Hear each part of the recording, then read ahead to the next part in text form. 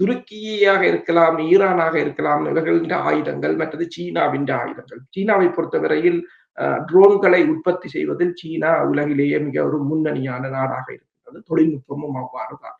அப்ப என்னென்று சொன்னால், இப்ப உங்களுக்கு தெரியும், இந்திய தரப்பை பொறுத்தவரையில் விமானங்கள் விழுந்ததை இந்தியா இதுவரை உறுதி செய்யவும் இல்லை. இந்தியா அதனை மறுத்துத்தான் வருகின்றது. ஆனால் இப்ப மேற்குலக ஊடகங்கள் கருத்தின் அடிப்படையில் ரஃபேல் விமானத்தையும் J-10C ரக விமானத்தையும் ஒப்பிட்டிருக்கிறார்கள்.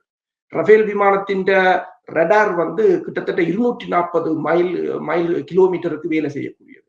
ஆனால் J-10C ரடார் கிட்டத்தட்ட 200 கிலோமீட்டர். ரஃபேலை விட குறைவு. ரஃபேலின் விலையுடன் ஒப்பிடும் போது J-10 கிட்டத்தட்ட 3 மடங்கு விலை குறைவானது. ஒரு லைட்டான ஏர்கிராப்ட். ஆனால் சீனா அவசரமாக வழங்கிய PL-15E என்ற அந்த ஏவுகணை 150 மைல்களுக்கு போகக்கூடிய ஏவுகணை மூலம்தான் சுடப்பட்டதாக இப்போது அனைத்துலக ஊடகங்கள் பிரான்சின் புலனாய்வு தகவல்களை மேற்கோள் காட்டி கூறுகின்றன.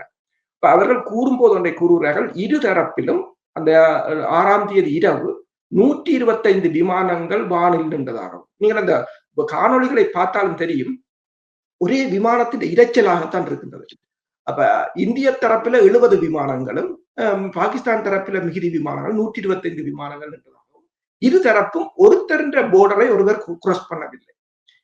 அதாவது பாகிஸ்தான் விமானங்கள் பாகிஸ்தானின் எல்லைக்குள் நின்றன, இந்தியாவின் விமானங்கள் இந்தியாவின் எல்லைக்குள். அவ்வாறு நின்றவாறுதான் சுட்டு வீழ்த்தி இருக்கிறார்கள். என்னும்போது இப்ப நீங்க பாத்தீங்கன்னு சொன்னால், சீனாவின் ஏவுகணை சிதறல்கள் கூட இந்தியாவின் ஜம்மு காஷ்மீர் பகுதியில் கண்டெடுக்கப்பட்டிருக்கின்றன சீனாவின். ஆனால் சீனா அது தொடர்பாக எந்த கருத்தையும் கூறவில்லை. தாங்கள் ஆயுதம் வழங்கியதோ தாங்கள் அதில் பங்கு பெற்றியதாக கூறவில்லை.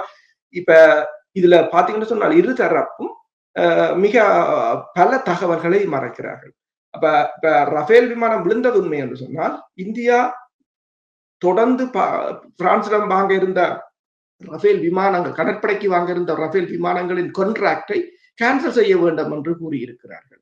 ரஃபேல் விமான நிறுவனம் ரசல் ஏவியேஷன் நிறுவனத்தின் பங்கு சந்தைகள் வீழ்ச்சி அடைந்திருக்கிறது.